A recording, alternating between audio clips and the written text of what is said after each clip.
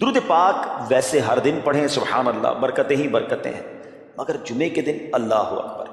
آپ جب درود کے فضائل احادیث کی کتابوں میں دیکھتے ہیں نا، تو باقاعدہ الگ چیپٹر باندھا محدثین نے، یعنی عام درود پاک کے فضائل لکھے، پھر ایک آپ کو درود پاک کی فضیلت کی کتاب میں الگ چیپٹر ملے گا کہ جمعے کے دن درود پڑھنے کے فضائل، یعنی اتنی حدیثیں ہیں اسپیشلی فرائیڈے کے لیے، جمعے کے دن کے لیے۔ بڑی مشہور حدیث میرے آقا علیہ الصلوۃ والسلام فرماتے ہیں، جس کا مضمون ہے کہ جو کوئی شخص جمعہ کے دن 200 بار درود پاک پڑھے، اس کے 200 برس کے گناہ معاف کر دیے جاتے ہیں۔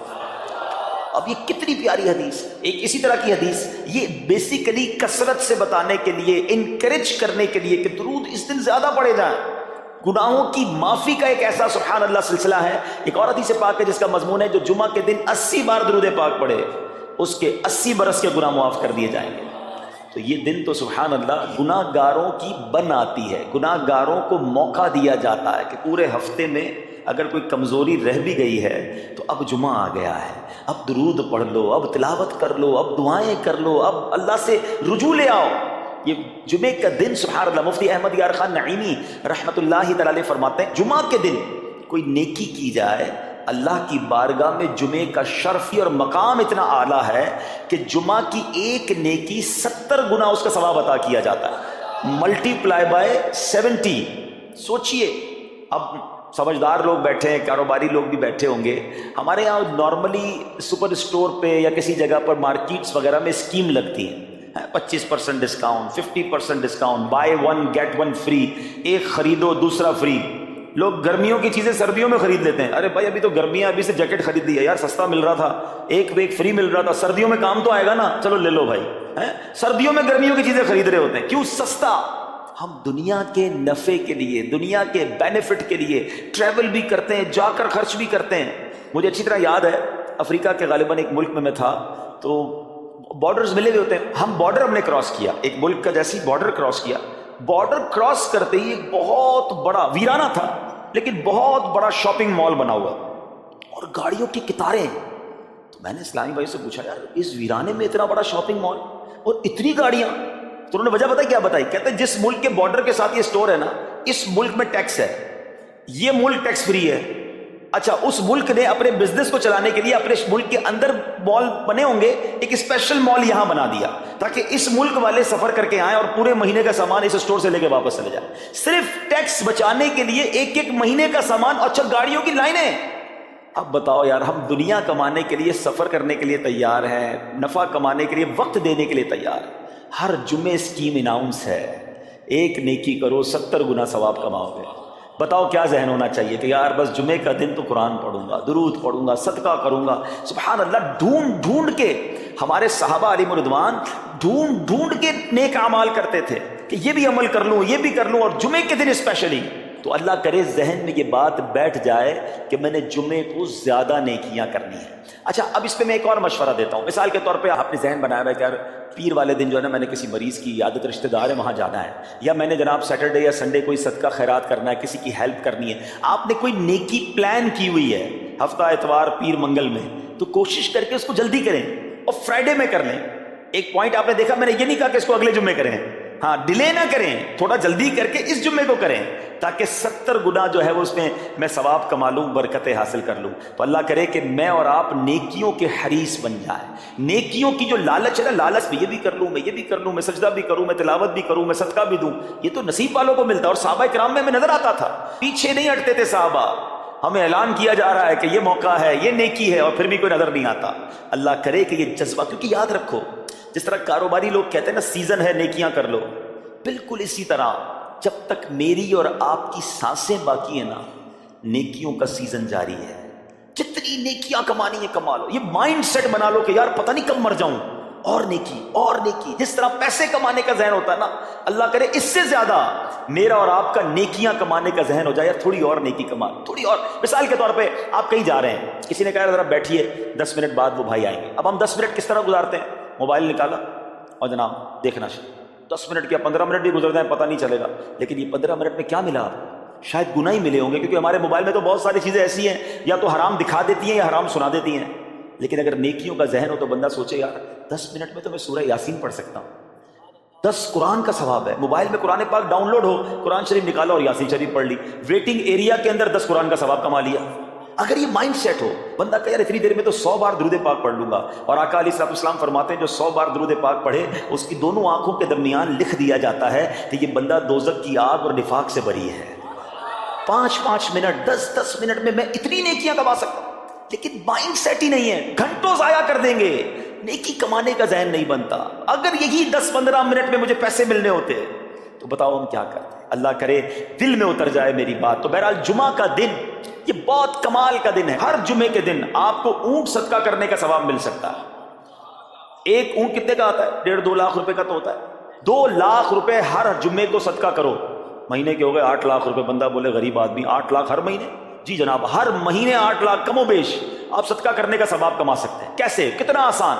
نبی پاک علیہ الصلوۃ والسلام فرماتے ہیں جس کا مضمون ہے جو جمعے کے دن سب سے پہلے آتا ہے اسے اونٹ صدقہ کرنے کا ثواب ملتا ہے, جو اس کے بعد آتا ہے اسے گائے صدقہ کرنے کا ثواب ملتا ہے. اللہ کی رحمت سے ہر جمعے فرشتے مسجد کے دروازے پر کھڑے ہوتے ہیں. ہم اللہ سے دعا کرتے ہیں اللہ تیری نوری مخلوق کے صدقے ہم پر رحم فرما, ہماری مغفرت فرما. مگر جب امام خطبے کے لیے کھڑا ہو جاتا ہے, آقا علیہ الصلوۃ والسلام فرماتے ہیں وہ رجسٹر بند کرتے ہیں اور وہ بھی آ کر امام کا خطبہ سننے کے لیے بیٹھ جاتے. تو جلدی آ کر, کچھ منٹ پہلے آ کر. اچھا, علم دین الگ ملتا ہے, ظاہر ہے یہاں ہر جمعے بیان ہوتا ہے, وہ بیان سننے کو آپ کو الگ ملے گا, نیکی کی دعوت الگ ملے گی, اور سبحان اللہ اونٹ صدقہ کرنے کا ثواب. مبارک انہیں جو جلدی آتے ہیں. تو بہرحال اب میں چاہتا ہوں کہ جب بات جمعے پر ہی ہو رہی ہے تو ایک میں نے اور آپ کو پیغام دینا تھا. جمعے کو خطبہ دیا جاتا ہے, سالوں سے خطبہ سن رہے ہیں. مجھے اچھی طرح یاد ہے جب میری عمر شاید 17-18 سال تھی تو سن کر آدھا خطبہ تو مجھے اسی وقت یاد ہو گیا تھا. اب شاید پونا یاد ہو گیا ہوگا. آپ میں سے بھی کئیوں کو 60-70-80% خطبہ یاد ہوگا کیونکہ ہر جمعے سنتے ہیں. مگر کس کو یہ تجسس ہوا کہ یہ ہر جمعے امام صاحب پڑھتے ہیں, اس میں پیغام کیا ہے, اس کا ترجمہ کیا ہے, اس میں ہمیں کیا جاتا ہے؟ بس سر جھکاتے ہیں, ہاتھ باندھتے سنتے رہتے ہیں, کچھ سو بھی جاتے ہوں گے. ارے اللہ کے بندو سوچو تو صحیح کہ ہر جمعے کو سنتا ہوں, آدھا پونا یاد بھی ہو گیا, پیغام کیا ہے؟ 2 باتیں, ایک حدیث پاک اور ایک خوبصورت پیغام. ہر جمعے کو آپ سنتے ہیں, ٹھیک ہے. حدیث ذرا سنیے گا. اللہ کے حبیب علیہ الصلوۃ والسلام فرماتے ہیں البر لا یبلا والذنب لا ینسا والدیان لا یموت. سنے ہوئے نا یہ الفاظ؟ ایسا لگ رہا ہے کہ یار یہ الفاظ تو کانوں میں ہر جمعے آتے ہیں, ٹھیک ہے. آگے فرمایا اعمل ما شئت کما تدین تدان. یہ حدیث ہے, ٹھیک ہے. اس کے بعد قرآن کی ایک آیت تلاوت ہوتی ہے فمن یعمل مثقال ذرۃ خیرا یرہ ومن یعمل مثقال ذرۃ شرا یرہ. یہ کانوں نے کئی بار, کہوں کہ سینکڑوں بار سنے ہیں, مگر اس میں پیغام کیسا ہے؟ دل ہلا دینے والا پیغام, بڑا سمجھانے والی بات ہے اس حدیث میں. البر لا یبلا. میرے آقا فرماتے ہیں نیکی پرانی نہیں ہوتی, کرتے جایا کرو. یہ نیکی تمہارے اکاؤنٹ میں جمع ہو رہی ہے. میں اور آپ بھول جائیں گے, میرا رب نہیں بھولتا. اس کے خزانے بڑے ہیں. جہاں نیکی پرانی نہیں ہوتی نا, اگلا جملہ سنو والذنب لا ینسا. گناہ بھلایا نہیں جاتا. میں اور آپ بھول گئے, افسوس یہ ہے. عجیب کہانی ہے یہ, تو ایک عجب الگ ٹاپک ہے کہ آج جس سے ملاقات کرو اس کو 15 سال 20 سال 25 سال پرانی نیکیاں یاد ہیں. لوگ ملتے ہیں کہتے ہیں 1990 میں حج کیا تھا, 95 میں عمرہ کیا, 2002 میں فلاں مسجد بنائی. آپ کی دعوت اسلامی کے قافلے میں بھی 2005 میں گیا تھا. ساری نیکیاں 15 20 سال پرانی یاد ہیں. گناہ کل جھوٹ بولا تھا یاد ہے, کل رات کو بد نگاہی ہو گئی تھی وہ یاد ہے, پرسوں غیبت کی تھی وہ یاد ہے. سالوں تو چھوڑو, ہم گھنٹے پہلے کا گناہ بھول جاتے ہیں. مگر حدیث ڈرا رہی ہے, سمجھا رہی ہے کہ دیکھو والذنب لا ینسا. گناہ بھلایا نہیں جاتا. تم بھول گئے ہو مگر کہیں لکھا ہوا ہے, جواب دینا ہے. اور آگے فرمایا والدیان لا یموت. فرمایا کہ جو فیصلہ کرنے والا ہے اسے موت نہیں آتی. اللہ کو موت نہیں آنی, میں اور آپ مر جائیں گے. جس نے ڈیسیشن لینا ہے, جس نے فیصلہ کرنا ہے, اسے موت نہیں آنی. پھر آگے فرمایا اعمل ما شئت کما تدین تدان. کر لے جو کرنا ہے, جیسی کرے گا ویسی کرے گا. پھر قرآن کی یہ آیتیں سمجھا رہی ہیں فمن یعمل مثقال ذرۃ خیرا یرہ. جو ذرہ بھر نیکی کرے گا, بھلائی کرے گا, وہ دیکھے گا. ومن یعمل مثقال ذرۃ شرا یرہ. کہ جو ذرہ بھر برائی کرے گا وہ بھی دیکھے گا. یہ اتنا شاندار جمعے کا پیغام ہر جمعے خطبے میں دیا جاتا ہے. اللہ کرے یہ دل کی گہرائیوں میں اتر جائے، دروازہ بند کر کے، اندھیرا کر کے، اکیلے میں گناہ کرنے والا سوچے کہ ٹھیک ہے دنیا میں کوئی نہیں دیکھ رہا مگر میرا رب دیکھ رہا ہے، مجھے اس ذرہ بھر گناہ کا بھی جواب دینا پڑے گا۔